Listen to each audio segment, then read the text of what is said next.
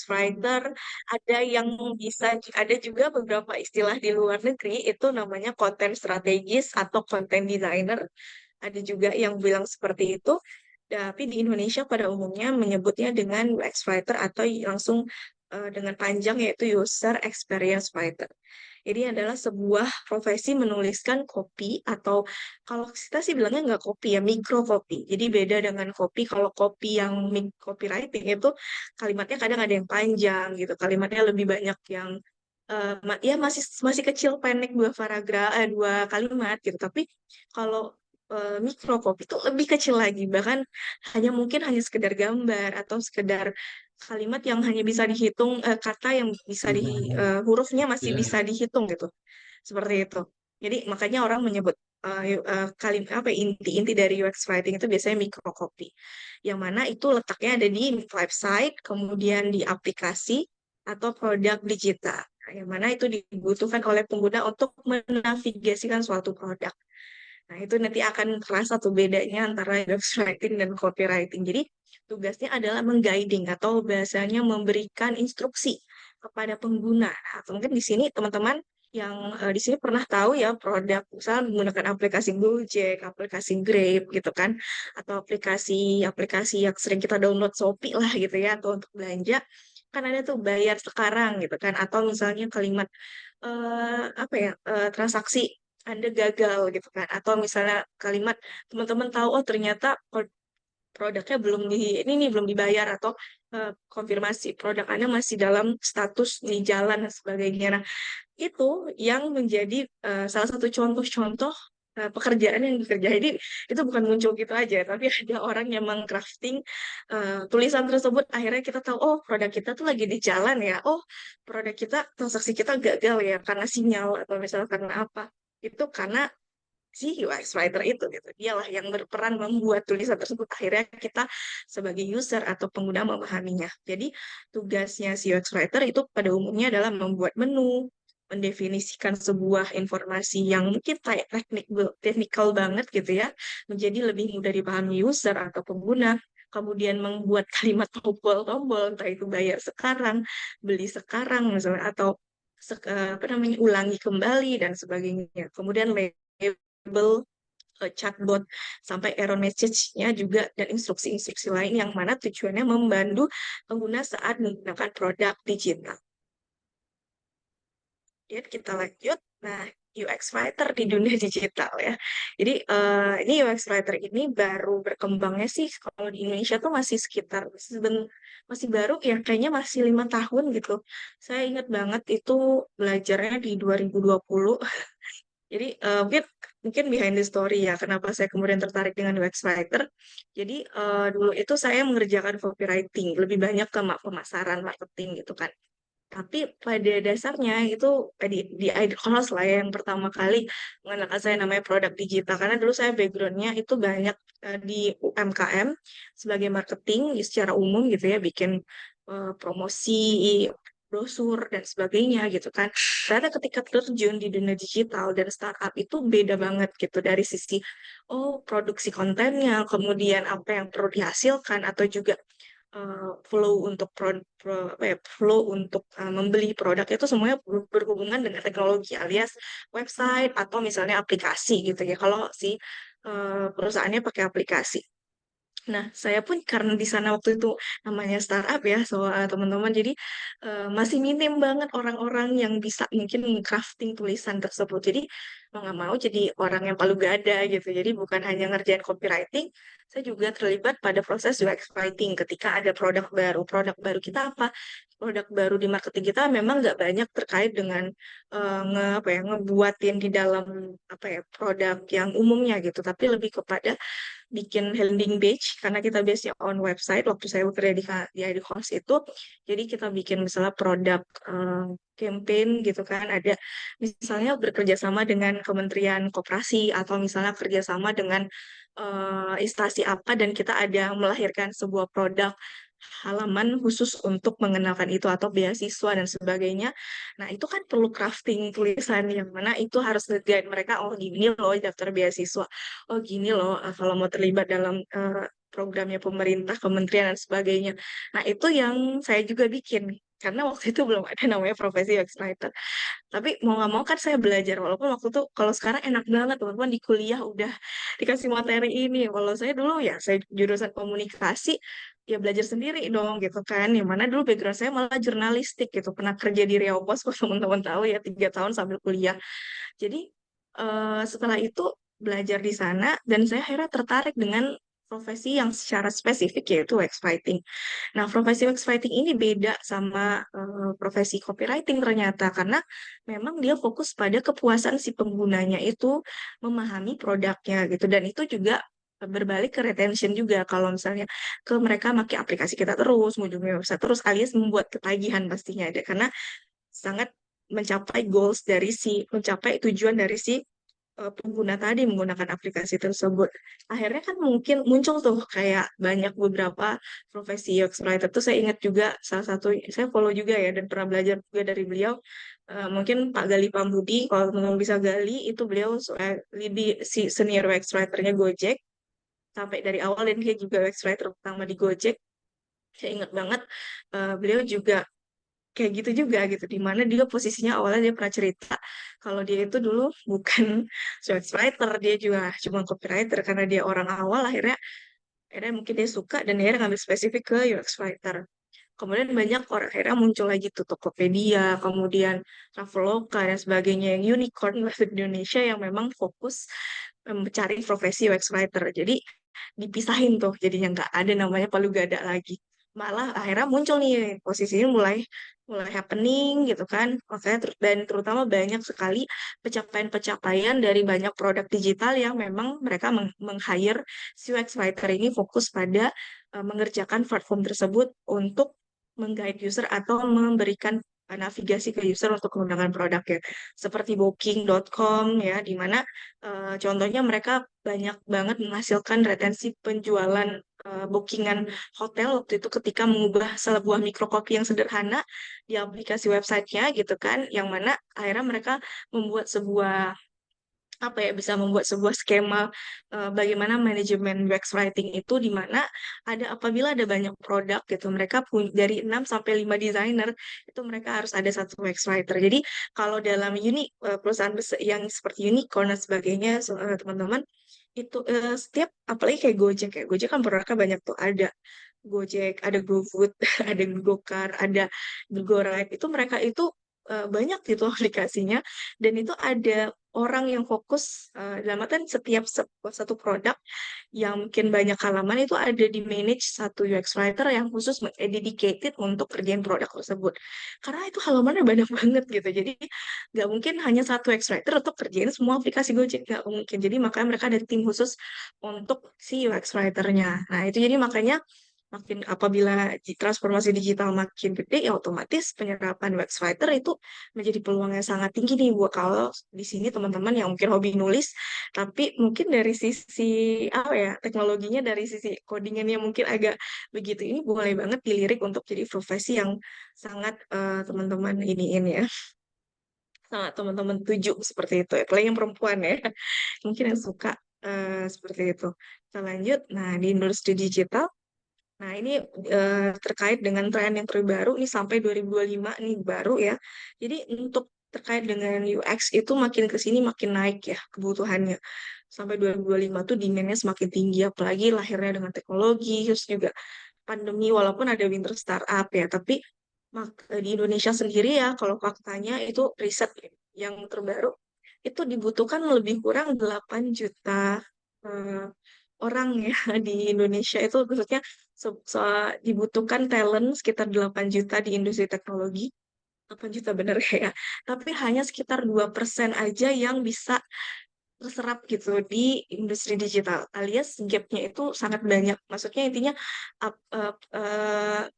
universitas yang memprovide pembelajaran digital di Indonesia itu masih sangat sedikit melahirkan para orang-orang yang memang handal dan talents gitu di digital.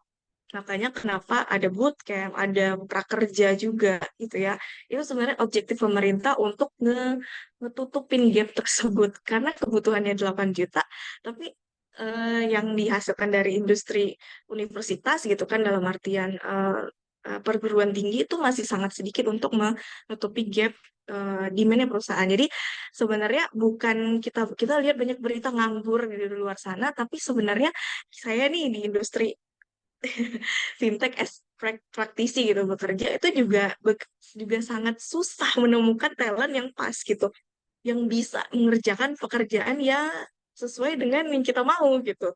Jadi bukan soal kita nggak ada lowongannya enggak, tapi talentnya susah juga. Itu juga jadi eh, keresahan perusahaan-perusahaan teknologi ya, yang saya rasain gitu kan. Kita kayak itu gitu kan di fintech sekarang saya juga nyari tim yang benar ini untuk internship dan sebagainya, tapi memang ya belum mencapai ekspektasi kita gitu. Nah, makanya bukan soal banyak yang nganggur, tapi tadi mungkin kita talentnya belum siap nih untuk terjun langsung ke industri ini yang makin kompetitif gitu. Atau kitanya nih yang meng-create produknya bisa jadi ya kemudian hari.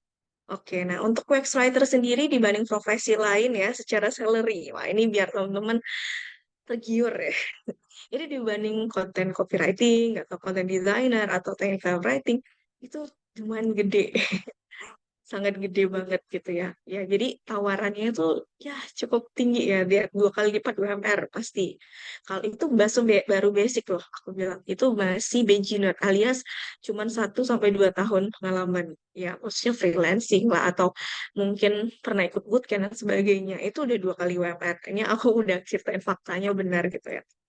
Apalagi kalau senior gitu ya. Kalau udah senior itu mau nggak mau di 2 digit itu memang faktanya seperti itu. Nah, balik lagi kalau misalnya kita punya kemampuan bahasa Inggris yang baik, kita bisa ngambil freelance di luar negeri gitu ya untuk beberapa platform itu bisa lebih tinggi lagi gitu ya. Jadi banyak banget teman-teman saya yang juga ngambil berbagai project UX writing itu di luar negeri gitu karena tawarannya kan dolar ya. Pembayarannya juga ada versi project, ada versinya per jam gitu dan ya karena tadi aku bilang minim banget gitu jadi banyak juga pekerjaan writer itu remote ya karena seminim itu gitu ya writer yang ada gitu ya ini bisa jadi ya kita lah bisa jadi masuk nih di salah satu listnya gitu kan untuk profesi writer. Oke, nah kita masuk ke proses desain produk ya. Ini masuk ke perkuliahan yang benar ya. Oke, kita lanjut. Nah, jadi memahami proses desain produk. Nah, peran UX writer itu di mana sih kalau dalam desain produk? Nah, kita harus paham dulu fundamental desain produk itu.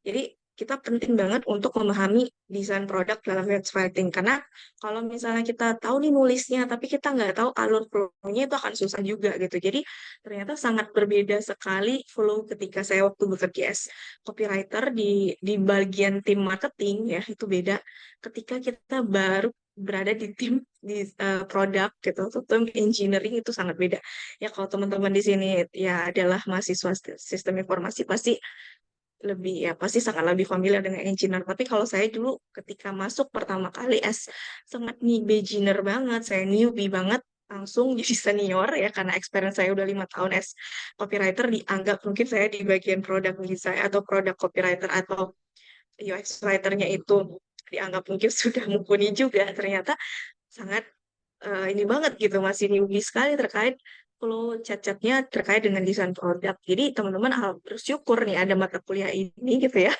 yang mana teman-teman bisa jadinya nggak kaku nih kalau nantinya masuk ke tim produk atau tim engineer terkait dengan pembuatan produk digital seperti itu. Jadi desain produk adalah sebuah proses memulai membayangkan sebuah desain, menciptakan atau memperbaiki yang dapat menyelesaikan masalah dari pengguna secara spesifik lingkupnya apa kesehariannya.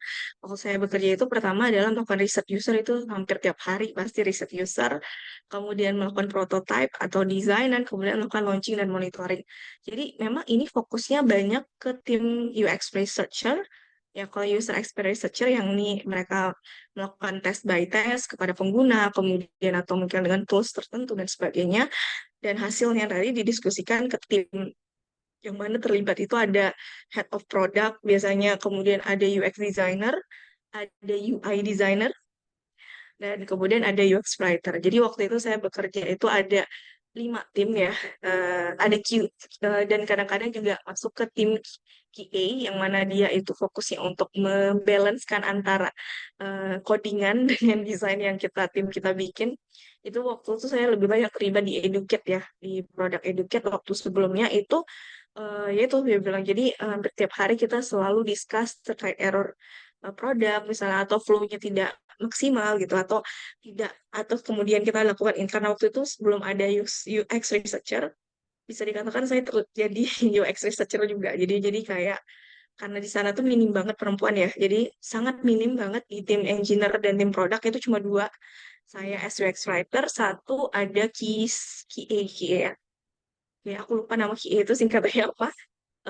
Quality assurance, alias dia mengecek apakah codingannya persis sama apa yang didesain gitu, apakah flow-nya benar dan sebagainya. Cuma dua gitu, dan makanya minimalnya perempuan nih terlibat di produk ini cukup eh, komunikatifnya.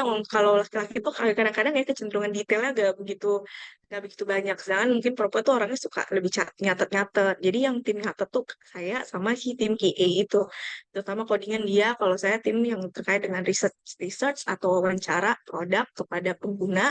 Kemudian misalnya juga ada apa ya, kalau misalnya ada apa pembaharuan pembaharuan skema gitu ya dari atasan kita gitu kan. Oh iya, kayaknya dari CTO bilangnya kita ada begini begini begini. Nah, itu juga saya juga terlibat. Jadi saya note by note sedetail mungkin, karena itu akan sangat sangat apa ya, sangat berpengaruh dengan produk yang kita hasilkan. Jadi apalagi kalau produknya masih prototype gitu ya, belum launching yang benar-benar matang gitu, dan terkait requirement tertentu. Nah, itu benar-benar sangat harus detail ya, daripada makan begadang gitu untuk ngurusin itu.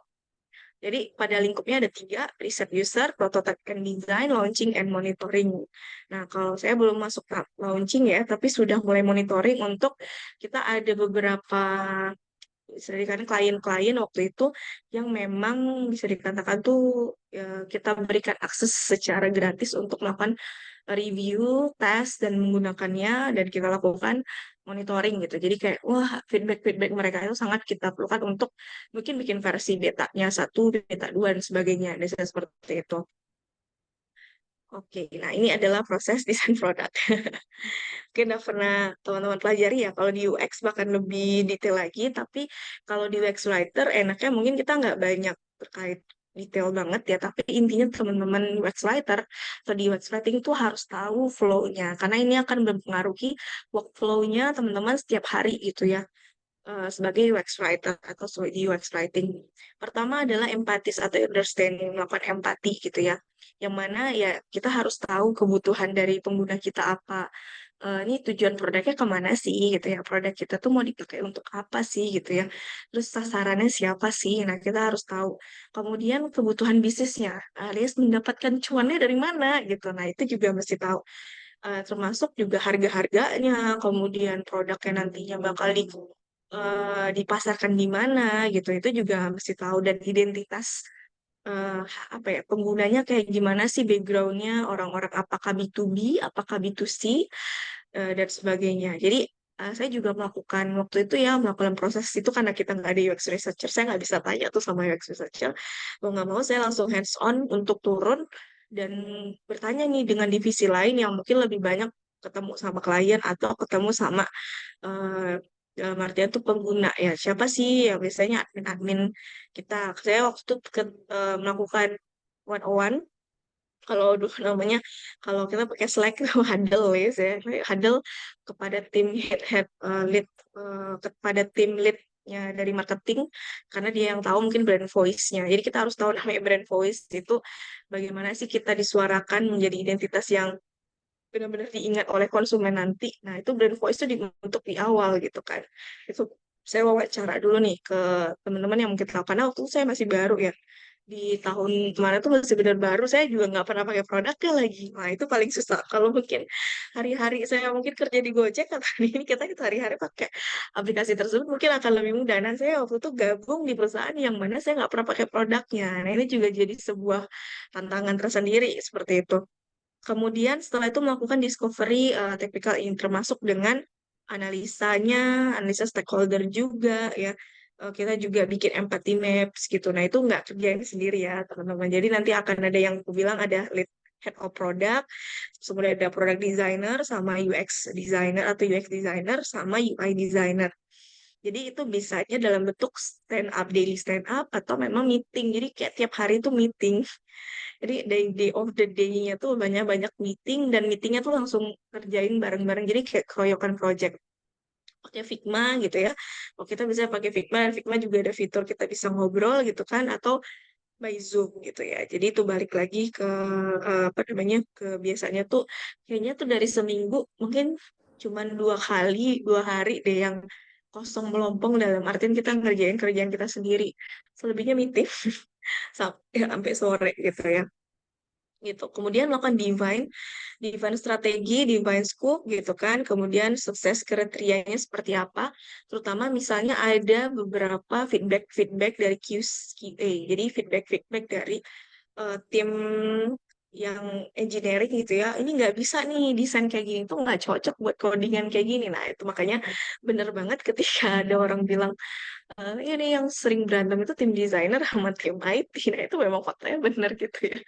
Nah, penengahnya adalah QC, tim QC biasanya gitu. Jadi, tim desainer kadang bikin sembarang. Padahal kita mungkin merasa kalau kita kan, saya timnya tim desainer ya, saya terlibatnya lebih banyak ke desain karena memang Mas Gus bikin UX writing-nya juga di sana. Jadi, kadang-kadang ya itu terjadi ya, ya debat-debat yang seru lah gitu ya di situ. Nah, itu juga flow yang sering terjadi di sana. Kemudian, nah, kalau di Divine ini biasanya di awal ya.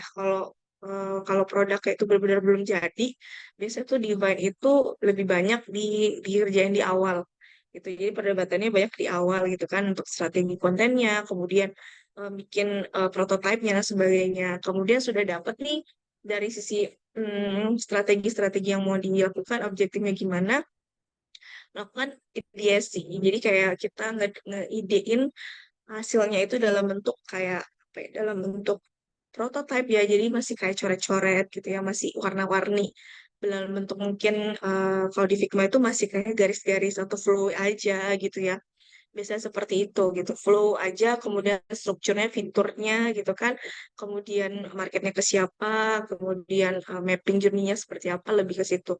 Nah, ketika sudah nih ideation-nya udah masuk, udah oke, dari atasan oke, mungkin dari yang semua stakeholder terkait tuh bilang oke, barulah kita proses ke prototype design.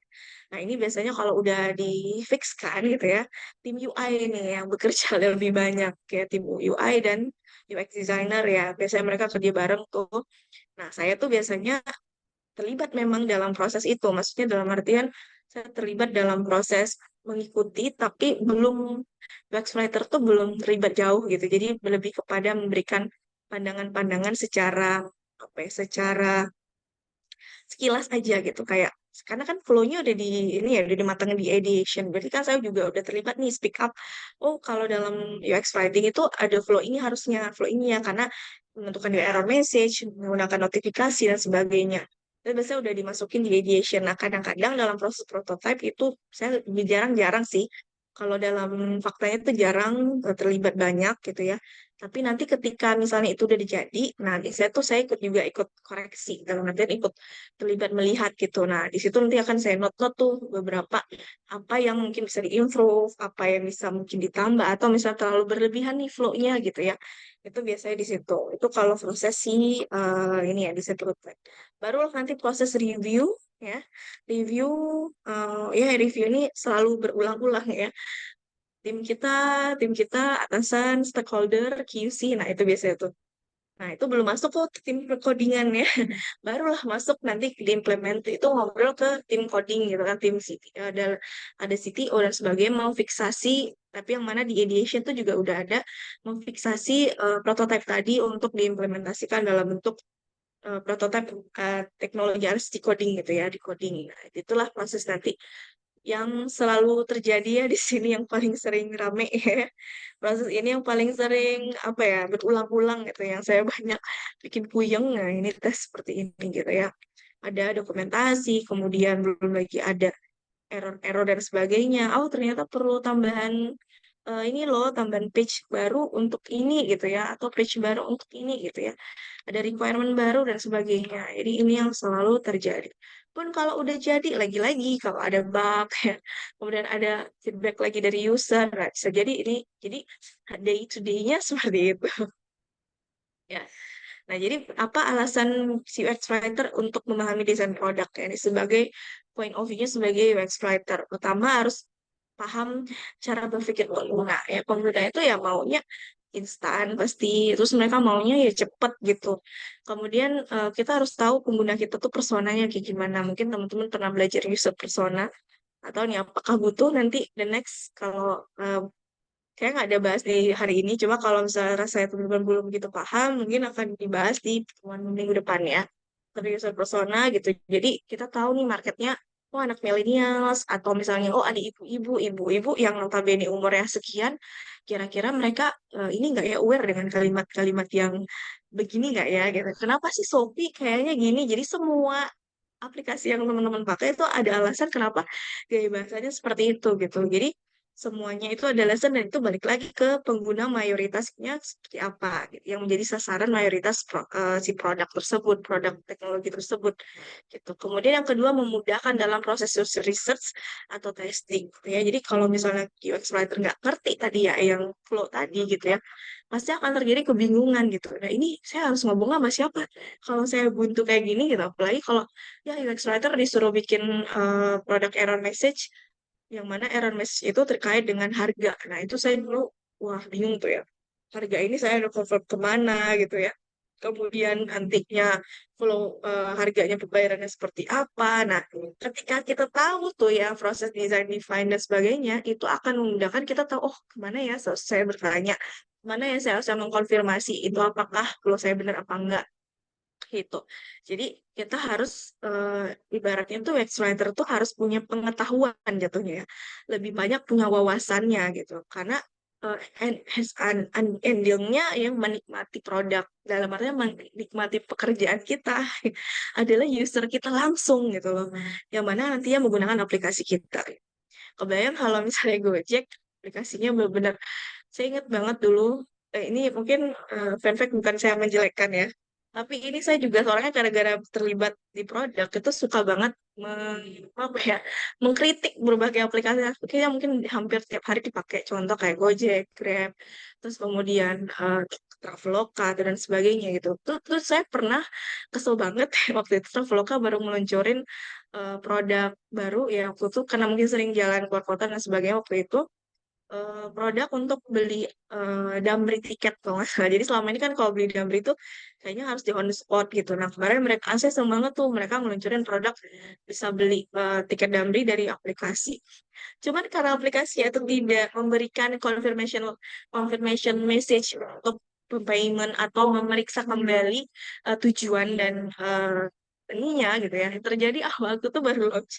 Saya salah beli tiket alias saya harusnya ke dari Sowetan, Soekarno-Hatta ke Sowetan, misalnya ke Blok M gitu. Saya beli sebalik ya, Blok M ke Sowetan, otomatis saya nggak bisa pakai dong gitu ya. Itu saya sempat agak ngomong gitu ya waktu di LinkedIn, kalau misalnya apa terkait ya memberikan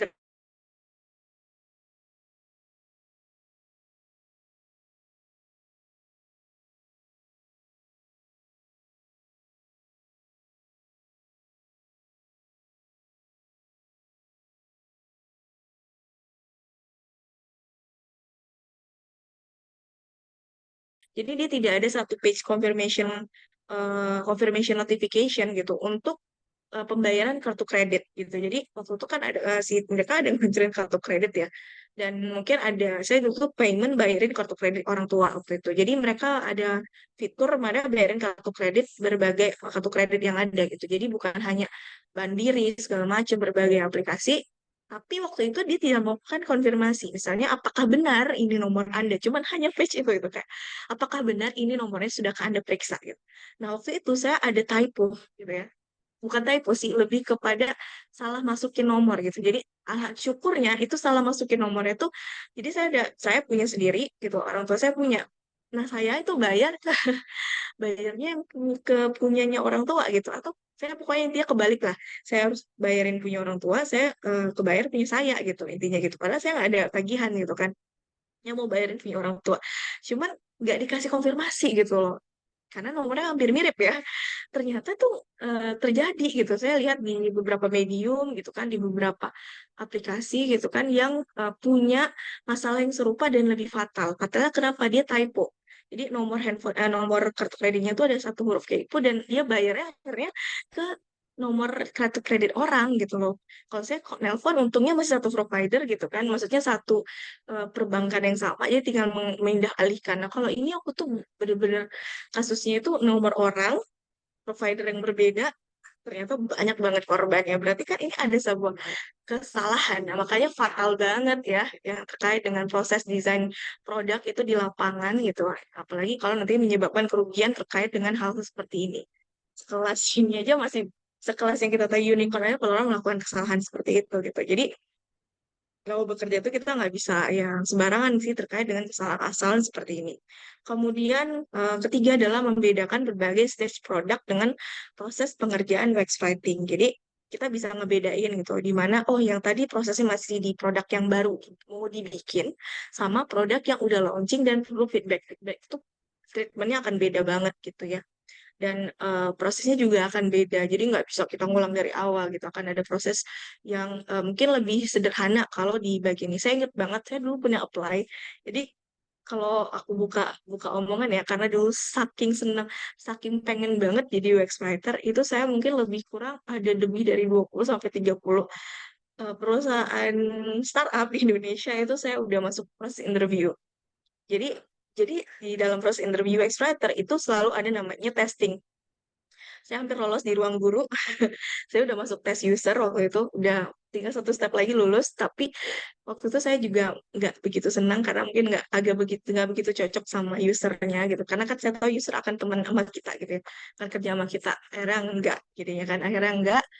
Traveloka, Glints, sempat juga udah masuk interview, kemudian Vita Telkomsel itu udah mau masuk covering tapi nggak cocok di bagian ininya gitu ya, terkait jam kerja dan sebagainya gitu.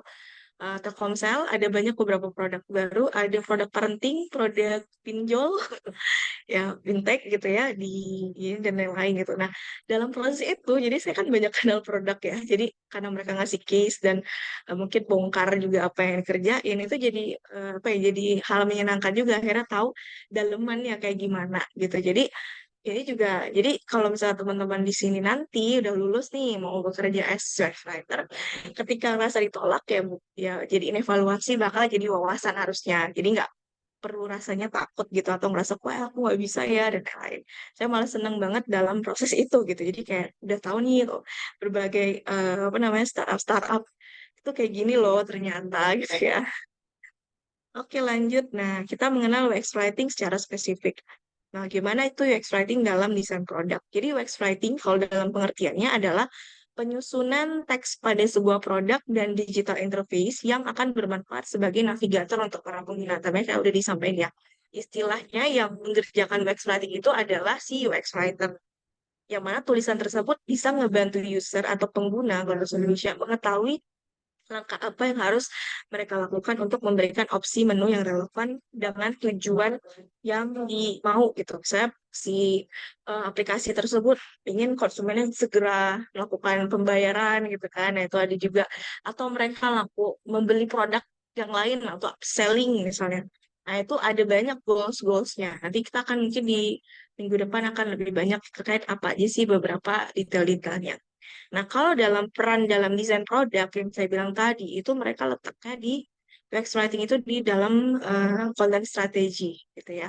Jadi di UX itu UX experience itu ada tim. Tim itu terlibat ya dari researcher ya. Researcher ini nanti kalau dalam proses di perusahaan besar lagi unicorn itu akan terbagi-bagi. Ada data science, ada data engineer, ada data analyst karena mereka itu kan udah punya banyak pelanggan ya. Kalau semakin banyak pelanggan, biasanya makin kompleks tuh timnya gitu karena ada data yang diolah gitu kan, data yang diolah yang mana akan menjadi sebuah decision gitu untuk produk, improve produk atau misalnya keputusan baru dan sebagainya.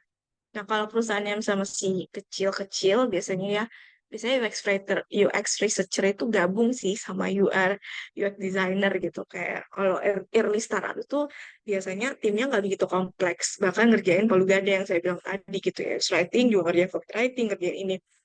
Tapi semakin besar si perusahaan, biasanya timnya juga akan semakin kompleks karena akan kebutuhan akan semakin banyak dan juga objektif perusahaan akan semakin berkembang untuk bikin produk baru, kemudian belum belum lagi improve produknya gitu kan. Atau misalnya bisa jadi pivot kalau misalnya produknya tidak menghasilkan ya cuan yang baik gitu ya.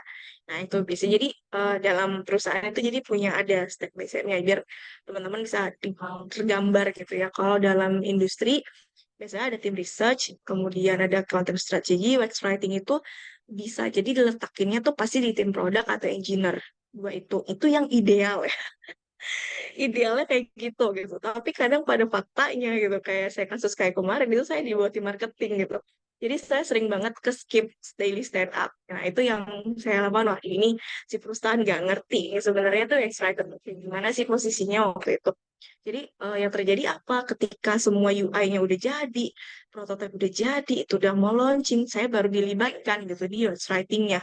Jadi yang terjadi apa? Terjadi saya juga buta ini produknya kayak gimana daily stand up saya nggak pernah diajakin gitu kan. Kemudian apa namanya di awal itu mau kenapa ada screen ini screen itu nggak gunanya untuk apa saya nggak dikasih tahu ini. Nah itu yang terjadi ya ada miskonsepsi gitu ya di situ. Jadi balik lagi kalau ini mungkin note aja sebagai apa ya sebagai teman-teman nanti maybe bakal jadi writer atau berada di perusahaan dan syukurnya keterima, tanyakan kembali saya ada di divisi mana ya. Jadi yang idealnya adalah di tim produk atau tim engineer ya, bukan di tim marketing pada umumnya gitu. Karena pasti akan ketahuan kalau tim marketing pasti akan jadi ya pekerjaannya akan banyak jadinya palu gada gitu ya ngerjain SEO atau ngerjain yang lain. Maaf teman-teman suaranya agak ribet nggak ya?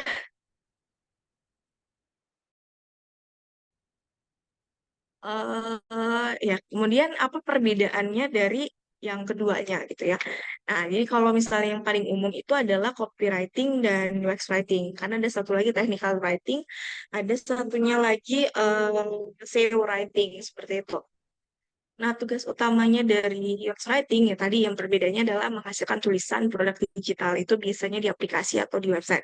Sedangkan kalau copywriting itu fokusnya pada tulisan persuasif yang mana tujuannya adalah bagaimana orang beli produknya gitu ya, pemasaran. Karena beda banget ya. Kalau yang satunya lebih kepada nge-guide user, satunya lebih kepada menjual itu produknya. Kemudian tujuan penulisan. Kalau UX writing fokusnya adalah memudahkan pengguna untuk menggunakan aplikasinya, nggak tersesat, kemudian mereka nggak apa ya akhirnya close produknya, uninstall, nah jangan sampai itu yang jadi goals di UX writing. Kalau copywriting fokusnya membujuk mereka supaya melakukan action membeli atau mereka melakukan retention gitu atau subscribe dan sebagainya. Kemudian UX writing lainnya hasil tulisannya itu banyak pada menu-menu notifikasi gitu ya di aplikasi-aplikasi onboarding nanti lebih besok sih di bulan minggu depan ya dibahas terkait itu yang detail. Kemudian kalau dari copywriting itu hasilnya lebih beragam. Kalau UX writing itu hasilnya lebih kepada teks. Kalau copywriting itu teks itu lebih kepada iklan-iklan TV, radio, tagline, slogan, kemudian lirik single, kemudian ada konten media sosial. Ya, jadi yang misalnya kayak iklan ads Facebook, nah itu masuk ke copywriting ya, bukan UX writing. Kemudian penempatan tulisan. Nah, kalau ini tadi ya produk digital itu bisa di aplikasi dan website. Kalau copywriting itu di billboard, YouTube, brosur, radio, jadi kayak jingle-jingle radio itu copywriting, website, dan media sosial dan koran. Jadi sangat kontras ya. Jadi dulu saya mikir copywriting sama website itu sama, ternyata sangat berbeda sekali gitu ya. Bahkan calon pekerjaannya. Nah, copywriting itu timnya itu biasanya lebih ke tim ini ya, ke tim marketing atau tim kreatif gitu. Jadi kalau UX writing itu dia tim produk atau tim desainer khusus. Karena ada juga agensi yang bukan marketing ya, ada agensi yang emang khusus software house dan sebagainya yang khusus untuk itu. Mungkin kalau teman-teman tahu Sabrina ya, istrinya Belvara, istrinya Belva tahu ya, itu siapa namanya Sabrina. Beliau itu punya ini, punya namanya Natulab, Natuna Lab ya, kalau saya lupa. Nah, itu adalah agensi untuk desain produk alias UX. Karena si Kak Sabrina itu dulu pernah ke Pekanbaru, kalau ada yang pernah ikut, saya pernah ikut sebelum beliau ini ya, happeningnya dulu di tim UX ID. Teman-teman kalau yang mau paham tentang UX, boleh gabung UX ID Pekanbaru. Nah, itu eh, beliau dulu mantan UX-nya Traveloka. Itu. Jadi, beliau akhirnya keluar, pengen mendalami tentang itu, dan akhirnya dia bikin agensi terkait UX dan website di Natulab itu. Natunolab ya, kalau sekarang ya.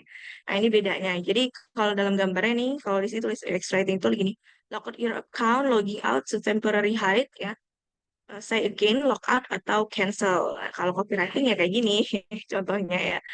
Butuh pengembangan modal yang cepat mudah, daftarkan sekarang gitu kan. Ini adalah untuk iklan sosial media seperti itu. Kemudian lanjut. Nah, ini apa? Ini saya ada kehilangan teks ya. Saya ada judulnya. Sebentar saya coba close dulu. Aku bisa seperti ini. Oke. Bentar ya. Kok bisa hilang tulisannya?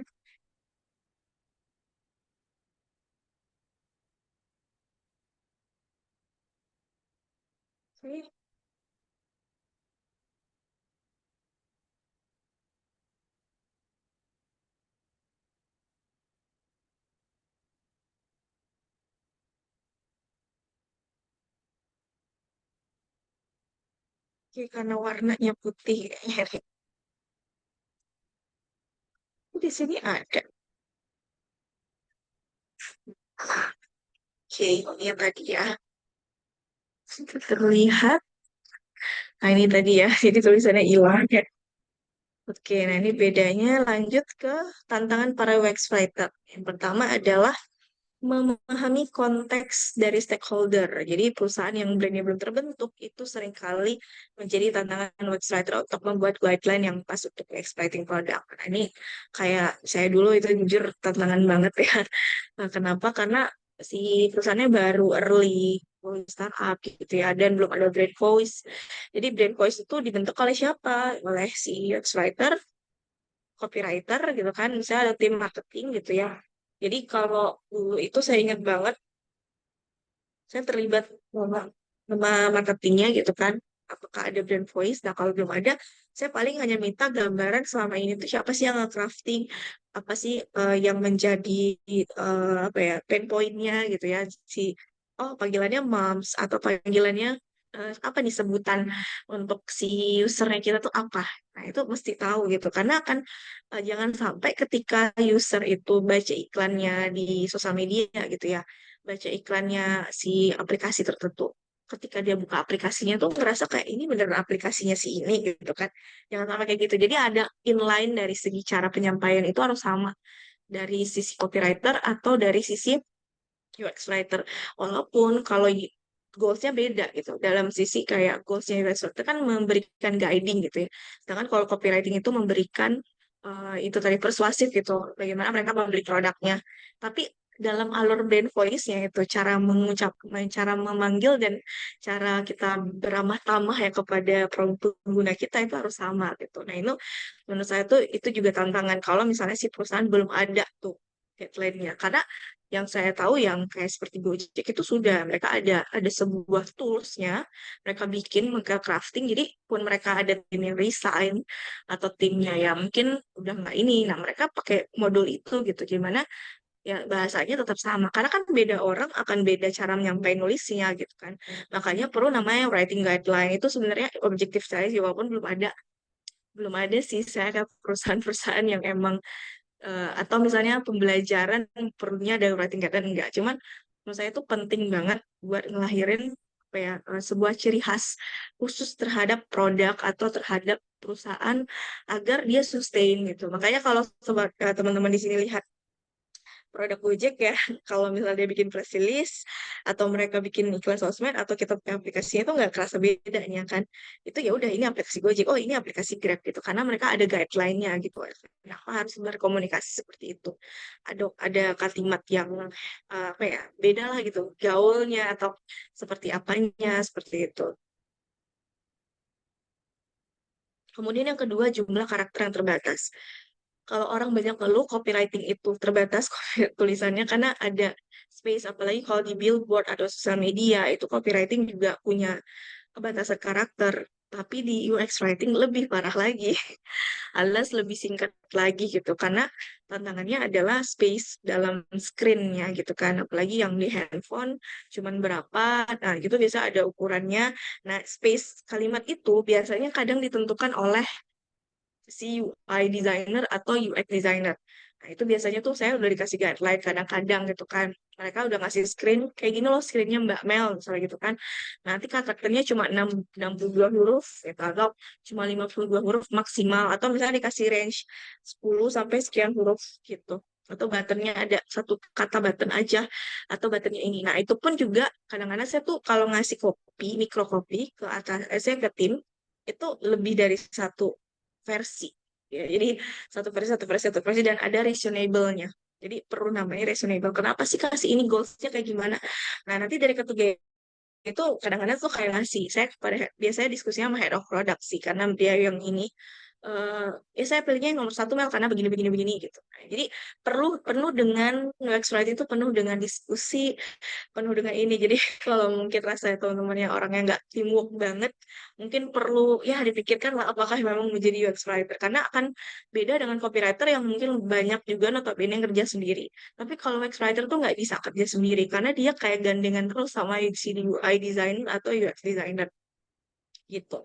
Kemudian yang ketiga adalah UX writer bukan hanya nulis ya. Jadi kesehariannya juga sangat terkait dengan riset gitu ya, dan mendokumentasikan kesehariannya gitu. Jadi apa yang dilakukan itu terdokumentasi mau nggak mau kita harus paham tools basic yang desainer bisa, kita juga mau nggak mau harus bisa juga gitu. Kayak Figma itu kalau base-nya on di beberapa itu rata-rata pakai Figma ya.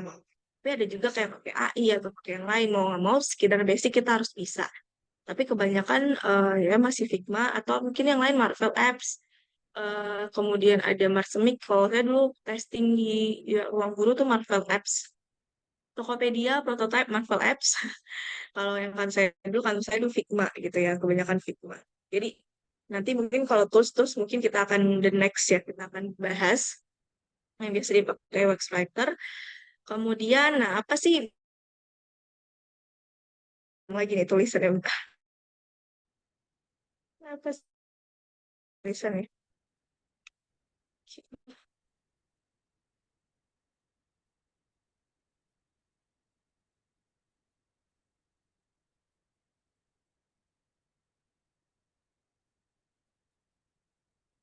Ini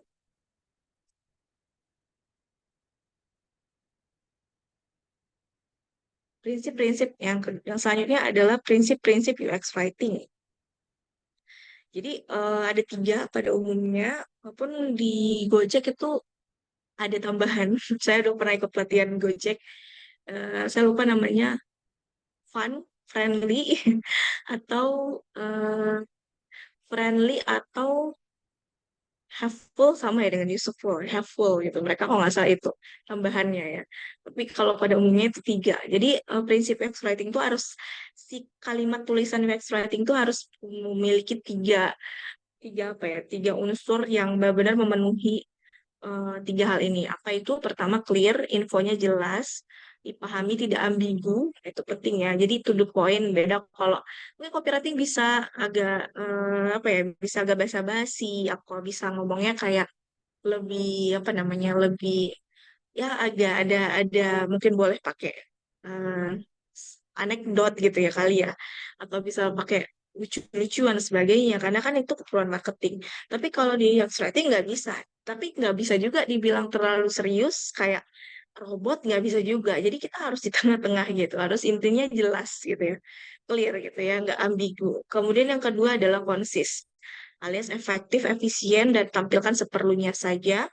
dan juga dan juga bisa menghasilkan user attention atau scalability gitu. Jadi kalau courses ini contohnya ya, ini originalnya, misal original ini bahasa tagnya failure and etiquette error as occur gitu ya. Jadi kesalahan gitu kan. Kalau mungkin orang teknologi, orang tech mungkin kayaknya biasa nih.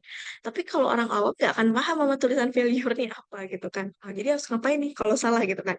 Akhirnya datanglah tujuan UX writer itu menyederhanakannya menjadi, oh kamu tuh salah sign in gitu ya, sign kamu error, kamu kemudian dijelasin di bawah kamu salah memberikan password gitu kan. Oke, saya salah password. Kemudian gimana caranya lebih singkat lagi gitu ya? Ya udah kasih tahu aja salah kamu password gitu ya. Jadi kayak lebih tegas, to the point gitu kan. Ya itu konsis. Jadi kayak lebih efektif. Kalau misalnya kalimat itu bisa disampaikan dengan lebih efektif, ya udah gitu. Maksud kamu salah, oke gitu. Kemudian useful.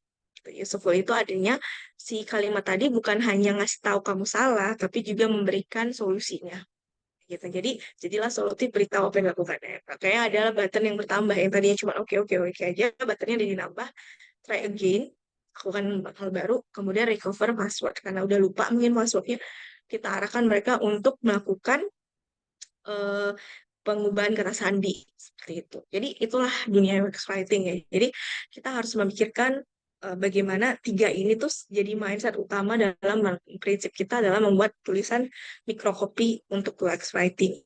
Di setiap microcopy yang kita bikin harus jelas, kemudian harus juga singkat singkat, singkat dalam artian tuh karena kalau semakin panjang itu akan menyulitkan si desainer dan juga tim tech ya, engineer gitu ya. Dan juga itu juga basa-basi malah bikin ambigu. Jadi kalimat yang terlalu panjang juga bahaya banget sih kalau dalam proses guiding user, apalagi aplikasinya tuh harus cepet-cepet gitu kan. Ini sesuatu yang harus transaksinya harus jadi kalau misalnya apalagi orang Indonesia gitu kan yang mana notabene nggak suka literasinya masih rendah itu nggak terlalu suka tuh istilah yang panjang gitu kan. Itu juga jadi objektifnya kita. Jadi gimana caranya pesan itu benar-benar padat, jelas, dan langsung ngasih tahu maksudnya apa, tapi juga memberikan solusi dari kesalahan tersebut atau misalnya error message tersebut, eh, apa yang harus dilakukan gitu. Jadi terjadi ya itu tadi nggak, mereka nggak, alurnya tuh si user tuh tidak di situ-situ aja gitu ya, banyak menggunakan produknya. Kemudian lanjut, nah ini tadi wah hilang lagi. Ya udahlah, ini judulnya workflow, workflow dalam UX writing ya. Jadi ini sama ya. Jadi sebenarnya sama kayak yang saya sampaikan tadi, lebih kurang. Pertama adalah ya udah ini ada kepotong ya, sebentar.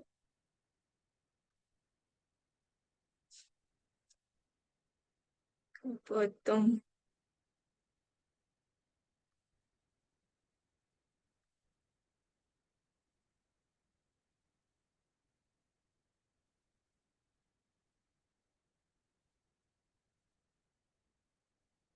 Oke, jadi ini, nah ini tadi ya. Pertama adalah memahami konteks proyeknya. Proyeknya apa nih yang dikasih ke kita gitu. Kita harus tahu tujuannya, goalsnya kayak gimana, produk yang mau dilakukan apa, dan sebagainya. Kemudian lakukan research, baik itu direct on indirect. Nah, metodenya direct itu biasanya kita langsung dikasih kesempatan untuk langsung nanya kepada user. Kalau indirect, biasanya kita dapat hasilnya dari tim UX researcher atau dapat dokumentasi dari mungkin riset-riset yang pernah dilakukan sebelumnya, itu bisa gitu. Jadi kalau misalnya early startup biasanya terlibat langsung hands on, langsung turun terjun ya, langsung ke pengguna. Tapi kalau misalnya udah ada tim researcher, biasanya kita ngobrol aja langsung sama researcher, tanya apa aja dia tahu gitu. Dan udah ada ininya, udah ada grafiknya dan sebagainya. Kemudian melakukan drafting. Drafting ya, full sentence, kemudian melakukan reduce sentence yang lebih konsis. Jadi kadang ada kalimat-kalimat yang dulu mungkin terlalu berlebihan, kita lebih singkatkan lagi, itu boleh banget. Jadi boleh banget loh kita melakukan apa ya, misalnya di produk yang sama kayak Gojek gitu kan, kita lihat kan kalimat-kalimatnya beda-beda terus kayaknya ya. Itu mereka kan selalu bikin hal-hal baru, ada ilustrasi yang baru. Kalau misalnya nggak ininya apa, ada notif yang baru dan sebagainya, itu juga boleh banget kalau misalnya dalam prosesnya tuh produknya udah jadi dan kita melakukan improving di drafting baru, sentence-nya, kalimatnya juga bisa. Kemudian melakukan peer review, kepada feedback kepada tim editing ya, setelah udah udah jadi draftingnya kita lakukan review. Kita nggak bisa sembarangan, kita harus sama tim UI, tim UX designer, dan tim produk gitu yang headnya untuk apa ya, memfixkan lah itu yang menjadi kalimat tersebut. Baru masuk proses editing kalau misalnya ada yang perlu diedit, kalau enggak ya udah lanjut gitu ke finalisasi dan dokumentasi. Biasanya ada bisa pakai Excel atau misalnya kita Excel dan juga di Figma-nya juga. Kadang kalau cepet sih biasanya langsung di Figma terus di Notes gitu kan. Tapi kita juga ngasih link untuk ke bagian Excel-nya mungkin untuk buat editing dan QC. Di situ semua dokumentasinya dan masuk ke design sign off, final copy place of design. Nah, biasanya itu nanti ada kadang-kadang ada yang si itu balik lagi ke organize di perusahaan. Kadang-kadang si kalau misalnya si UX writer-nya dilibatkan di Figma, kadang langsung di Figma. Tapi kadang-kadang juga cuman UX writer-nya itu cuma dikasih view-nya doang. Kita yang nulis kopinya di tempat lain alias di Excel-nya gitu kan. Jadi yang mindahin dari Excel ke Figma-nya adalah tim UI-nya atau tim UX-nya. Kadang-kadang seperti itu. Jadi beda-beda flow-nya balik lagi ke aturan SOP dari si perusahaan tersebut untuk menempatkan UX writer tuh do and dance-nya kayak gimana dalam bentuk workflow-nya gitu. Oke, kemudian kan bilang lagi. Ini judulnya seberapa penting mikrokopi ya dalam UX writing ya. Sebentar ini saya kok tahu kenapa sih kalau muncul tuh selalu hilang. Ada keser eroran.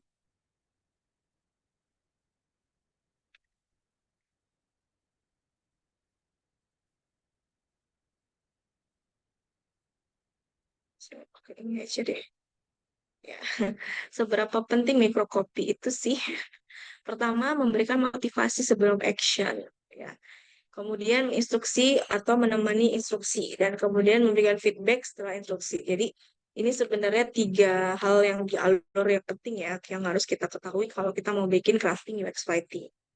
Ada di buku Kineki Farad itu. Nah, contohnya juga ya, meningkatkan engagement. Ini ada satu tuh bentuk yang dilakukan oleh Booking.com yang saya bilang tadi, yang mana dulu pakai kata buka room, mereka ganti check availability. Ternyata meningkatkan engagement alias orang ngeklik itu lebih tinggi, tambah 17% engagement. Jadi orang lebih kayak, wah berarti ini mungkin di net benaknya, oh berarti di sini ini ya gitu ya, udah penuh terus ya gitu ya. Karena check availability ada atau enggaknya mungkin seperti itu. Jadi kalimat sederhana kayak gini bisa ningkatin engagement sampai 17%. Kemudian ini juga dari Gojek ya, mana dulunya dulu mungkin apa ya, ada delivery fees-nya, kemudian ada ini, kemudian mereka ganti yang lebih apa ya, lebih empatis gitu kan dari kalimatnya. Diskonnya juga mungkin dilihatin banget. Nah, ini meningkatkan impression di 1,7% gitu ya untuk pembayaran atau pembelian produknya. Mereka selalu improve kalau kita lihat selalu berubah kan yang bagian ini ya si Gojek itu gitu kan. Ini juga saya juga kadang-kadang kesel ya sama ada yang enggak apa emoticon yang kayak gitu. Jadi nggak ah, ini saya akan beli lebih mahal gitu ya. Seperti itu. Oke. Jadi apa sih yang kita pelajari hari ini gitu ya kesimpulannya. Jadi UX writing adalah mendesain pengalaman pengguna melalui kata-kata. Yang mana UX writer fokus pada produk oriented dan kenyamanan pengguna. Kemudian UX writer itu dibutuhkan untuk membantu pengguna untuk menggunakan aplikasi dengan baik. Kemudian apa sih yang biasanya dikerjakan oleh UX writer secara setiap hari gitu ya? Pertama adalah membuat strategi komunikasi, kemudian research and testing, dan menulis pastinya. Kemudian microcopy adalah tulisan yang ada dalam setiap komponen UI yang baik. Microcopy yang baik adalah memberikan motivasi, instruksi, dan juga feedback.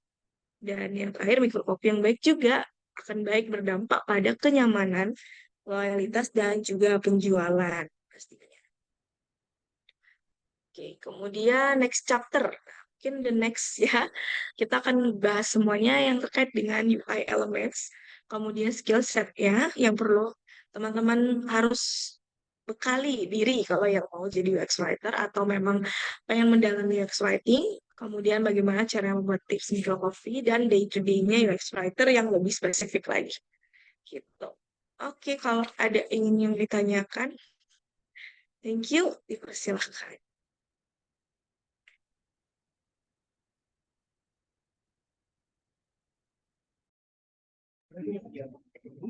Baik, terima kasih Mbak Melati.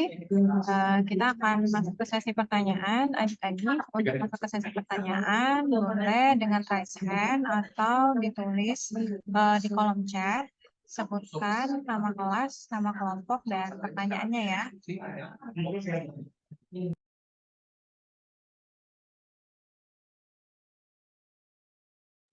Dimulai dari siapa? Silahkan, raise hand.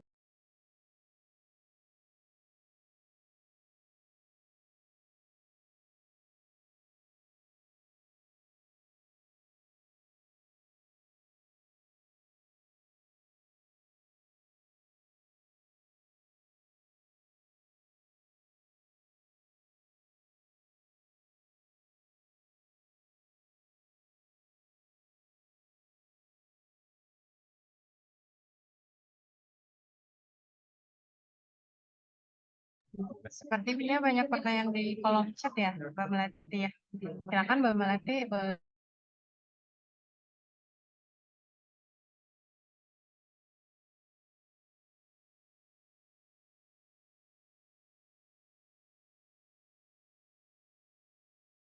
Fadil ya, Parmata, mungkin bertanya 5 tahun ke depan ekspektasi UX writer itu seperti apa ya?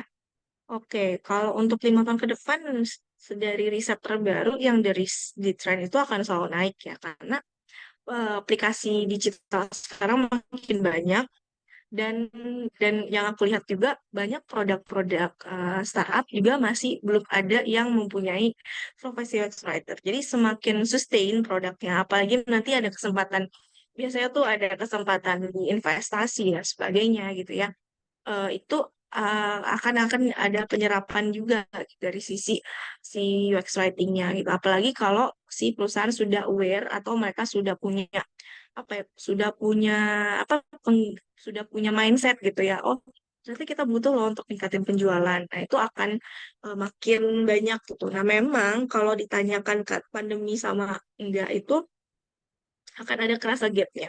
Jadi saya ngerasa banget profesi UX writer itu sangat banyak eh, lokernya itu ketika pandemi 2 tahun waktu pandemi ya 2020 sampai 2022 itu banyak banget sampai ya akhirnya bootcamp banyak banget buka-buka di website gitu kan. Tapi apakah sekarang masih kayak gitu ya? Kita nggak bisa kayak apple to apple sih dengan kondisi pandemi sama sekarang karena pandemi kita lihat aja gitu kan banyak produk-produk startup yang diinvest oleh perusahaan besar karena ngerasa ini apa ya produk digital itu sangat demand-nya sangat dan sebagainya gitu lah untuk menangkal si pandemi tadi gitu kan. Nah, sekarang kan karena adanya winter startup itu juga sebenarnya mempengaruhi objektifnya si apa ya perusahaan itu untuk meng-hire si UX writing dalam artian bukan dia menutup ya, tapi lebih kepada melihat kondisi kondisi dari kebutuhan si perusahaan. Tapi mereka sudah punya UX writer, cuma mungkin komposisinya nggak sebanyak waktu ketika demand demand produknya tuh waktu lagi banyak pas pandemi gitu kan. Tapi kalau saya lihat ya itu tadi gitu. Tapi kalau untuk eksistensi selalu naik itu akan selalu naik dan selalu ada gitu. Jadi selalu ada dan selalu dicari. Karena kenapa saya bilang gitu ya? Karena saya dalam waktu setelah pandemi malah pernah beberapa dapat job freelance ya.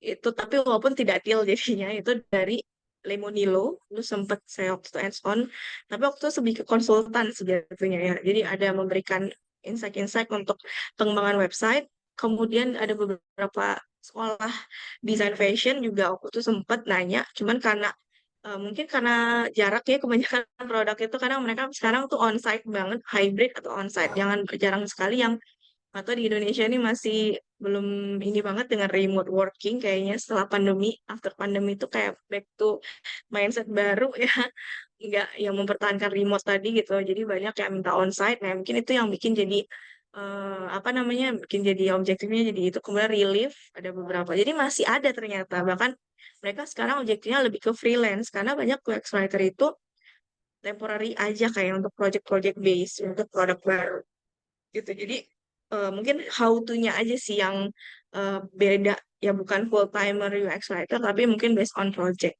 Jadi skill ini akan selalu kepake. Eksistensinya akan selalu naik walaupun memang tidak sekencang waktu ada waktu pandemi. Itu jawabannya. Kemudian jawaban selanjutnya ada Julita Angelina. Selamat siang, izin bertanya, apakah prospek kerja dari UX Writer itu luas dan apakah bisa diganti oleh AI? Kalau prospek luas itu, UX Writer itu dia itu spesifik ya, jadi profesinya spesifik. Kalau luas dia misalnya juga kalau misalnya nih ada jurusan UX writing kayaknya nggak mungkin gitu, kayaknya dia masuk ke dalam mata kuliah digital gitu atau misalnya IT atau desain gitu karena dia jatuhnya lebih sangat spesifik ya, profesi UX writer ini spesifik gitu. Jadi kalau dikatakan dia profesi yang misalnya bisa hybrid kemana-mana itu ke industrinya aja ini hybrid gitu, tapi kalau pekerjaannya itu sudah jelas gitu ngapain aja gitu udah jelas gitu. Jadi dia lebih ke hybrid ke industrinya, bukan ke pekerjaannya harus ngerjain banyak hal gitu, enggak. Jadi produknya itu ya digital gitu dan aplikasi. Kemudian apakah diganti oleh AI?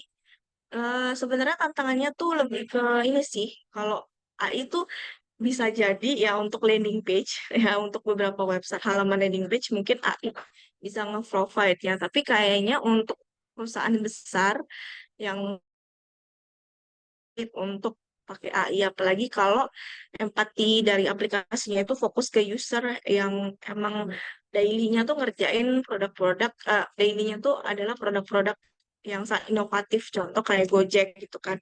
Itu kan aplikasinya tuh bener-bener kompleks ya, dari kan mereka langsung hands-on ke driver, kemudian usernya, belum lagi dengan apanya gitu. Nah itu kayaknya susah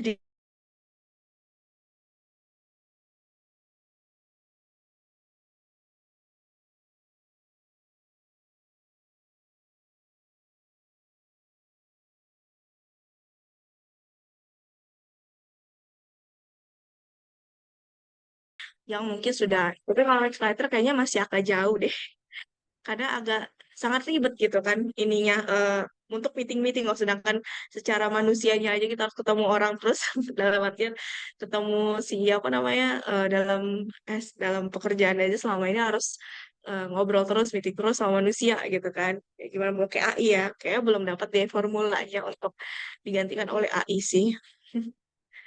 Kemudian dari Miftahul Jannah, saya ingin bertanya, ketika UX writer apa sebaiknya dilakukan ketika kita bingung dengan konten apa yang harus bingung untuk menuliskan sesuatu.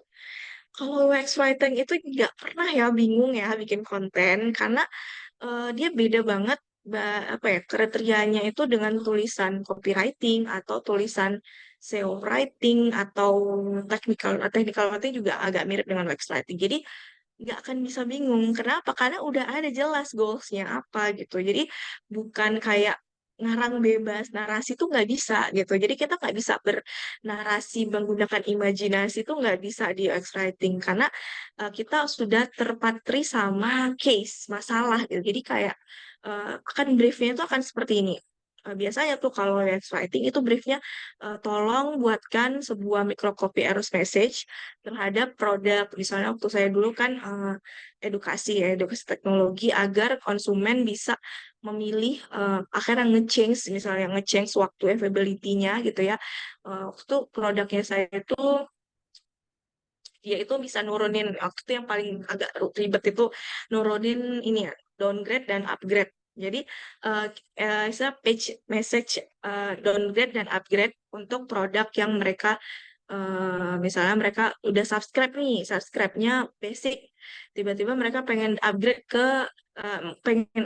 ke misalnya premium atau yang advance gitu. Nah, sih gitu. Apa benar Anda ingin apa namanya naikin ini Anda dengan upgrade Anda harus bayar sekian misalnya gitu. Iya apa tidak? Nah, ya itu kan jelas gitu. Jadi kayak udah dikasih brief di awal kamu harus memberikan page message untuk mereka upgrade, page message untuk mereka dari advance ke basic atau mereka kepencet errornya gimana gitu. Jadi kayak ada kita ngasih use case. Makanya Nanti kalau misal dalam hands-on-nya UX writing itu biasanya dikasih namanya tuh briefnya tuh kalau di copywriting tuh brief namanya atau draft. Tapi kalau dalam UX writing itu dia kita selalu nyebutnya use case. Jadi sebuah kasus tuh di kasus gitu. Ini use case-nya kayak gini loh gitu. Jadi itu kalimat yang sering muncul di use case-nya kayak gini, mikrocopy-nya kayak gini. Jadi nggak ada tuh namanya istilah bingung ya. Biasanya kalau kita bingung karena kita nggak ngerti sama konteks goals produknya kayak gimana, alias kita nggak ngerti produk kita itu untuk siapa, bagaimana gitu ya, kayak nggak bisa sih gitu ya. Namanya copywriting, UX writing itu nggak bisa bingung, paling nggak bingungnya itu karena mungkin kita nggak terlibat di meeting sebelumnya, biasanya kayak gitu. Jadi kalau misalnya kita terlibat di meeting, jarang sih kejadian bingung. Saya juga pernah kebingungan ya, karena waktu itu ya saya tahu saya nggak datang di meeting tersebut, otomatis saya baca dulu meetingnya kemarin bahas apa, terus akhirnya saya tanya lagi kepada si teman saya yang partner saya US itu ini mau dibuat apa nih, oh ini mau dibuat, oh ya oke kita bikin gitu. Jadi nggak bukan kayak konteksnya nulis prosa atau nulis puisi, nggak ada inspirasi ya nulis puisi nggak bisa kayak gitu, karena ini udah ada dong konteksnya, tinggal kita bikin kopinya supaya orang paham sama apa yang mau kita kerjain gitu. Jadi beda sama narasinya bikin puisi atau copywriting yang mana mungkin kita perlu seni berkata-kata gitu kan atau pantun dan sebagainya. Nggak bisa ya kalau di UX writing itu to the point semuanya gitu. Kemudian selanjutnya Randy Adrian, selamat sore Kak, izin bertanya, menurut Ibu apa tips untuk menuliskan deskripsi produk yang baik dan benar? Oke, terima kasih. Untuk tips membuat menuliskan deskripsi yang benar adalah yang pertama, teman-teman harus paham produk. Produknya itu apa gitu ya. Produknya itu sasarannya siapa. Agak berisik ya teman-teman ya.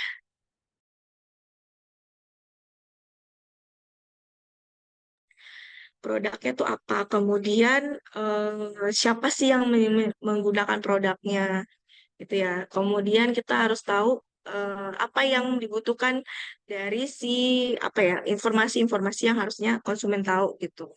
Yang penting kadang ada misalnya logo hal. Ini produknya gimana dulu nih? Produk IT atau produk di kemasan ya beda-beda. Ya kalau tapi pada umumnya sama. Pertama kita tahu konsumen kita penggunanya menentukan menentukan penggelangannya siapa. Yang kedua kita tahu produknya goalsnya kayak gimana. Itu sih yang ketiga kita ngerti produk itu tujuannya kayak gimana gitu. Maksudnya dalam artian eh, dapat cuannya dari mana gitu. Jadi itu sih yang jadi tiga poin yang membuat deskripsi produknya. Kita biasanya ATM aja sih dari kompetitor. Misalnya kayak contoh kalau misalnya ada landing page, kita disuruh bikin produk landing page yang serupa tentang ini ya. Kita cari di beberapa page gitu kan yang istilahnya itu yang punya apa namanya yang mirip kayak punya kita gitu kan. Nah, yang mirip kayak punya kita gitu kan. Sebentar ya, ini agak berisik banget.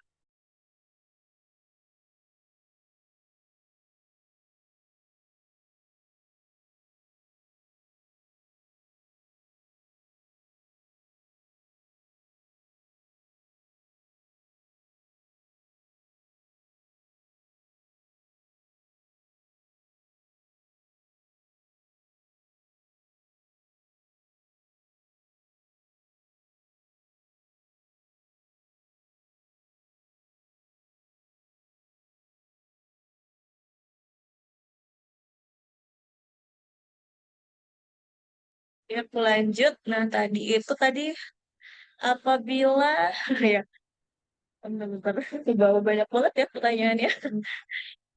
Oke. Tadi ini menulis produk gitu. Tadi sama mana ya? Sama produk digital. Nah, biasanya tuh aku ATM.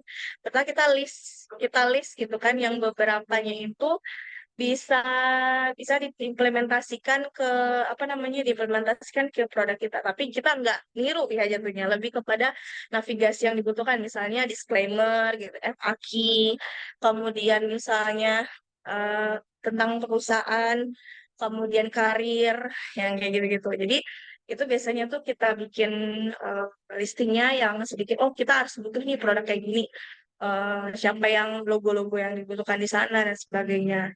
Nah, itu sih.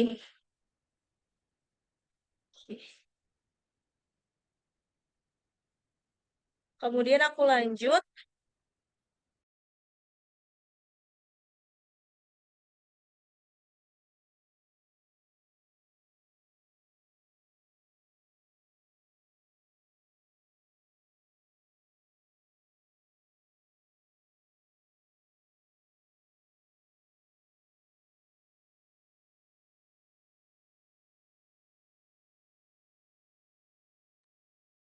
eh,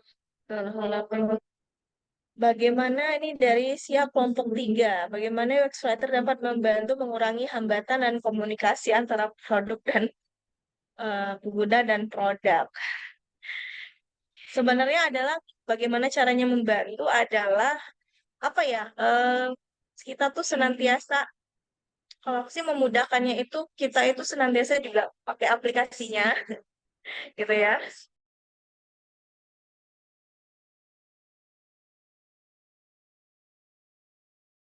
Kita pakai aplikasinya, kita bikin gitu kan. Kemudian kita juga pakai dalam artian itu juga kita senantiasa lakukan review.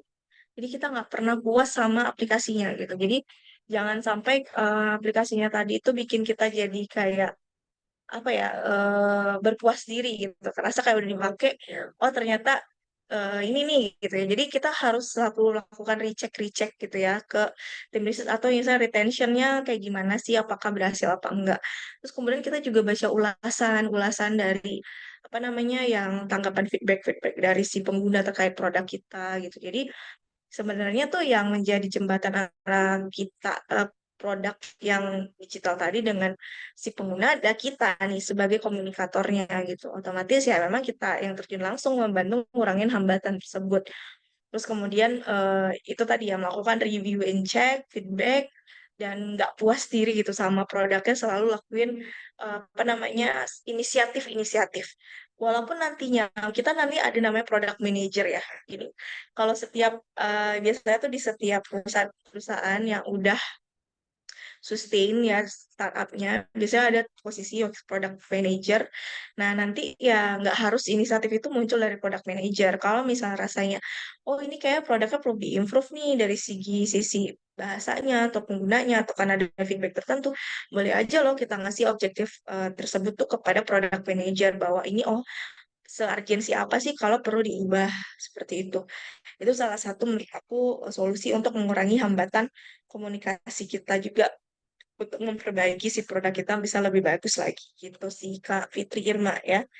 Ternyata banyak. Lanjut ke kelompok 9, bagaimana caranya mendapatkan informasi efektif dari banyaknya data yang dipahami dari cara berpikir pengguna. Nah, itu makanya ada tugasnya sebagai data analisis, kemudian ada user researcher gitu. Jadi, Kak, kalau misalnya penggunanya udah banyak, makanya itu kita nggak bisa kerja sendiri lagi gitu ya. Jadi, benar-benar ada tim nggak kita yang hands on untuk UX research gitu. Jadi, ada timnya gitu ya, itu data analitik atau misalnya data science ya sekarang lagi happening banget ya posisinya.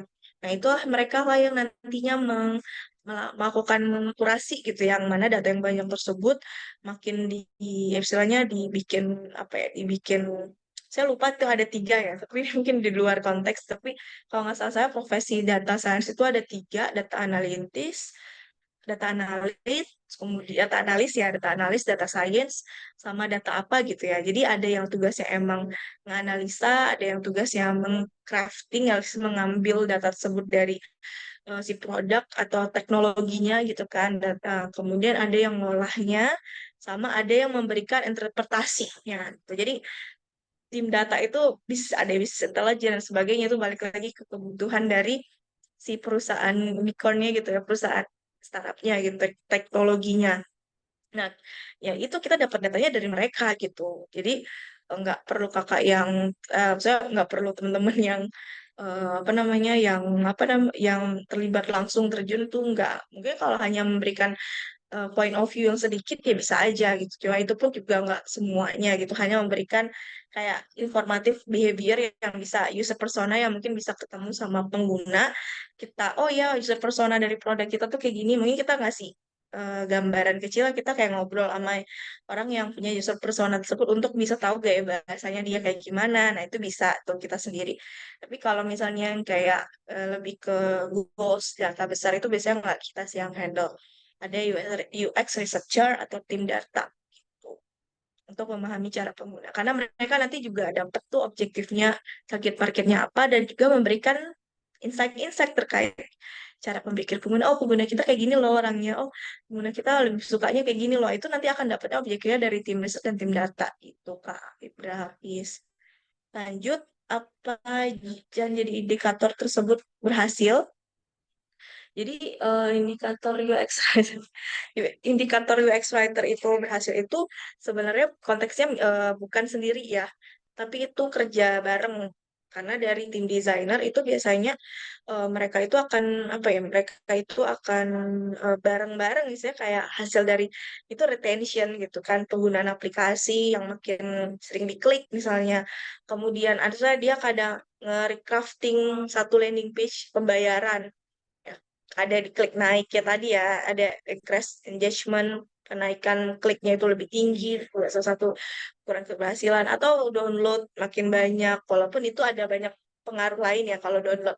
Bisa jadi ada proses iklan juga, ada proses yang lain, tapi biasanya loyalitasnya itu juga salah satu indikator, oh UX kita cukup bagus gitu. Kemudian no complain gitu kan, nggak ada komplain. Kemudian tolak ukur lainnya tuh biasanya ada toolsnya, ada kalau waktu kita kalau saya karena belum ada dapat produknya, belum dapat use case, karena belum kerja ya di perusahaan yang notabene tuh udah jadi produknya gitu. Jadi ya nggak bisa kasih masukan sedikit tuh terkait kayak ukuran secara validitasnya atau tools apa yang dipakai untuk melihat itu. Tapi kalau dari pengalaman teman-teman sebelumnya yang teman aku di writing itu biasanya dari itu ya penambahan download atau kemudian penggunaan button, tidak adanya ulasan buruk terkait produknya, kemudian workflow-nya juga bagus.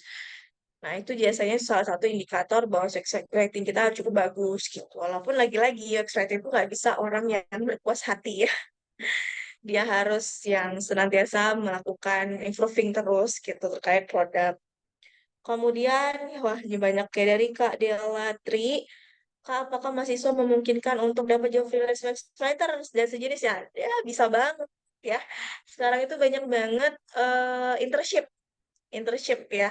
Jadi internship yang untuk semester 7 sampai semester 8 itu bisa banget ikut apa namanya jadi UX writer gitu. Nah, kemarin terakhir aku pernah dapet info di BTPN Genius itu ada UX writer. Dia kan aplikasi digital perbankan ya. Genius itu ada, kemudian Blibli kayak banyak deh. Coba aja kepoin di perusahaan-perusahaan startup besar ya.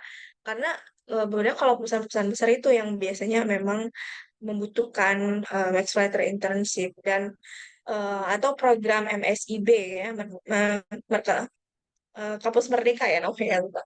Yang kampus Merdeka juga biasanya buka.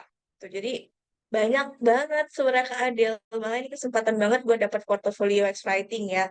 Jadi syukur banget kalau teman-teman ya, apalagi backgroundnya udah sistem informasi gitu. Jadi kayaknya akan lebih memudahkan.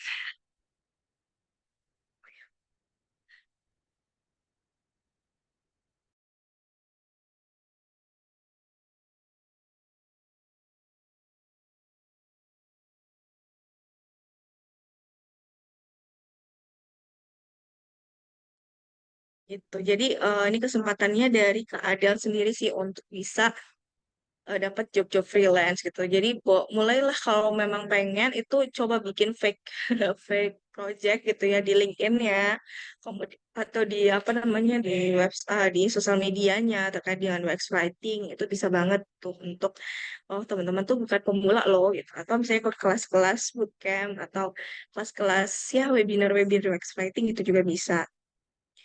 Kak Marcelino izin bertanya, UX writing adalah penampilan semakin penting dalam apakah kemampuan workshopnya akan adalah keterampilan yang penting di pasar kerja digital?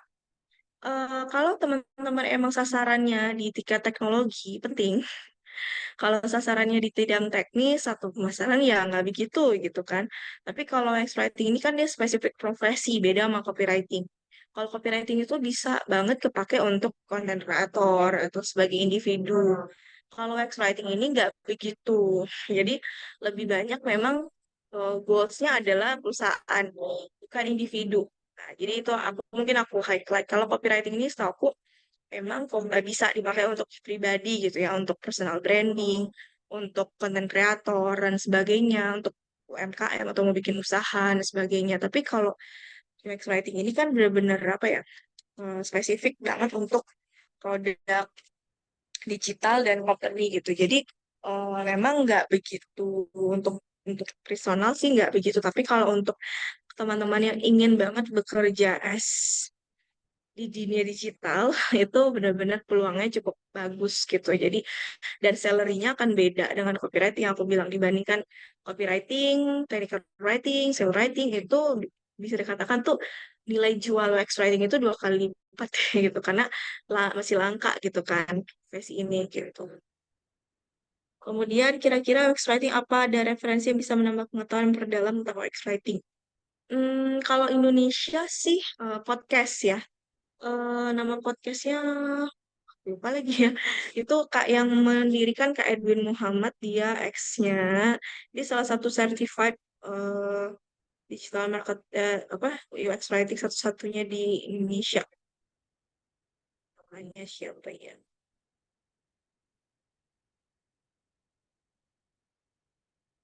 Writing Copy ya. Namanya Warung Kopi. Kalau saya tuh biasanya sering dengerin Spotify-nya Warung Kopi. Jadi warung kopi itu punya itu banyak banget insight terkait UX writing dan hampir rata-rata tuh yang diundang jadi pembicaranya adalah seorang UX writer dibanding copywriter ya. Padahal sebenarnya profesi UX writer, copywriter lebih banyak sih, cuma nggak tahu mungkin karena langka makanya banyak diundang di sana. Terus kayak dengan tim produk juga ada. Kalau di Indonesia tuh masih minim kalau aku lihat gitu karena aku lebih banyak bacanya itu di luar sih. Jadi kayak yang ada Yuval Kiser. Terus kemudian kalau bukunya Kineret Yufrat. Jadi bisa dikatakan masih dikit banget sih eh, apa namanya yang sering nulis-nulis terkait UX writing. Biasanya di Medium. Jadi kakak cari aja di Medium di topik-topik tentang UX writing itu banyak. Jadi nggak spesifik. Jadi kayak mereka tuh yang nge-share aja gitu apa yang mereka sharing tentang UX writing gitu. Jadi nggak spesifik. Oh ini websitenya UX writing nggak. Jadi banyak di sana. Apalagi ya tadi freelance udah keterampilan referensi webs. Bagaimana Kak menentukan kombinasi warna desain website dan aplikasi? Kayaknya ini deh bukan konteks UX designer ya. Nggak bisa jawab karena profesi saya nggak desainer, jadi mungkin bisa tanyain sama temen-temen yang nanti ngisinya sebagai UX designer ya, Kak siapa tadi Kak Gufron. Jadi mengkombinasikan warna aplikasi desain dan aplikasi itu lebih banyak fokusnya ke desainer ya. Jadi bukan objektif lingkar pekerjaan dari tim UX writing. Ya, mungkin disimak lagi ya bahas hari ini. Kemudian lanjut, bagaimana cara menangani situasi ketika konten yang diinginkan oleh tim bisa tidak sepenuhnya sesuai dengan kebutuhan pengguna. Nah, ini makanya Kak Viva, biasanya itu makanya kita perlu discuss sama tim ini ya, tim utama kita gitu. Ya, jadi nggak boleh namanya kita tuh debat kelar nggak apa kelar tuh nggak bisa kalau kita namanya kerja gitu. Jadi harus punya masing-masing tim atau masing-masing individu tuh harus punya pikiran yang terbuka gitu.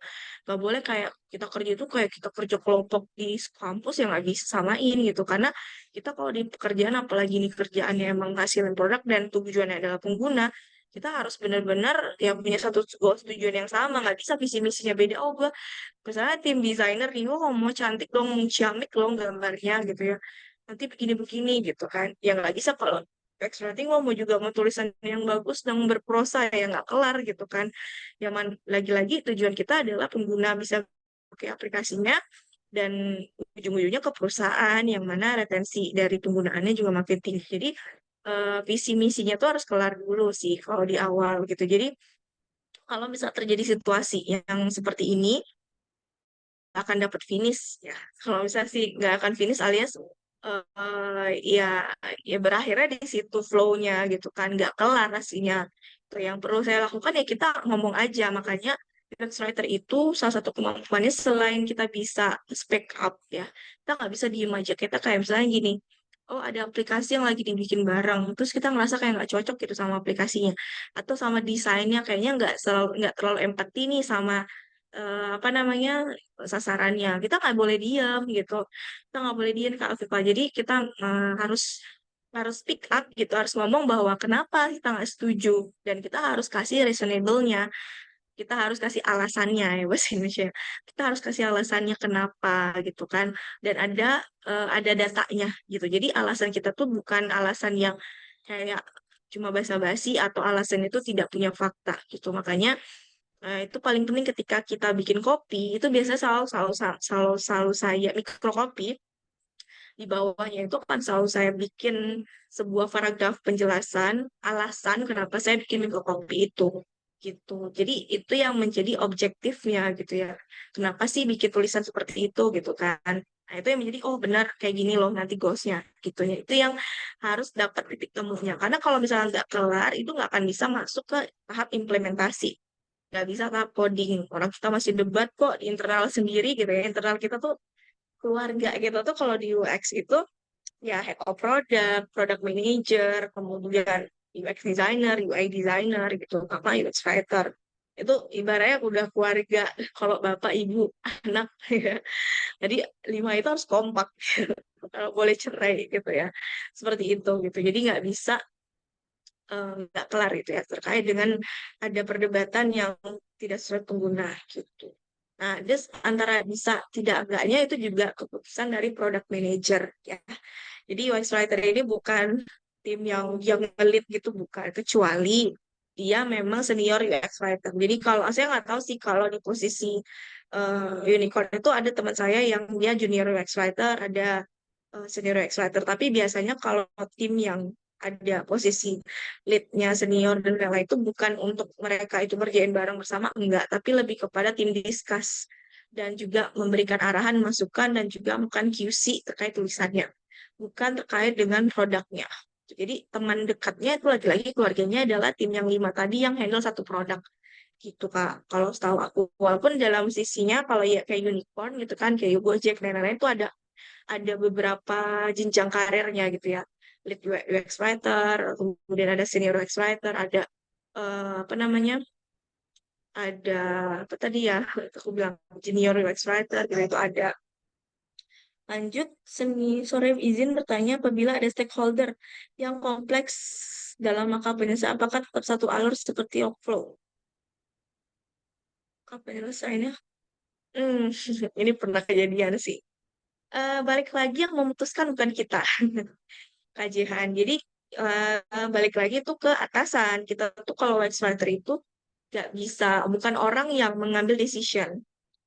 Kita orang teknis gitu. Jadi biasanya kalau ada stakeholder kayak gini, ini kita harus nanya ke yang head product gitu. Jadi by head of product ya mau gimana? Biasanya yang mempertahankan atau head of product atau product manager. Mereka mereka yang biasanya langsung berhadapan gitu, beradu argumen dengan stakeholder gitu.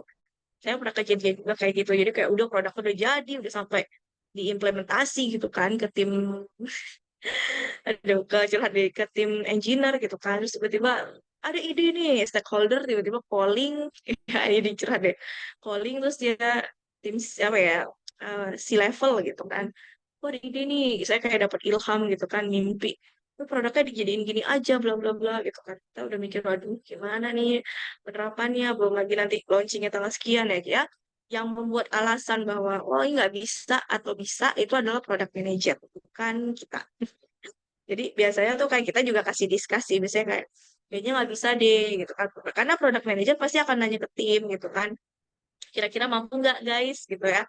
Kira-kira mampu nggak teman-teman ngerjain ini sampai 2 minggu dalam waktunya untuk ubah semuanya sama tim engineer. Ya kita kan bisa tahu kapasitas kita gitu deh. Kita bisa kasih excuse gitu kan.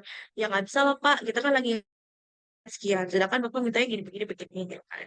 tapi yang ngomong ke atasan bukan kita gitu. Tapi ke ya yang tadi yang langsung ketemu sama atasan ya si level stakeholder tadi, kalau nggak product manager atau si head of product gitu.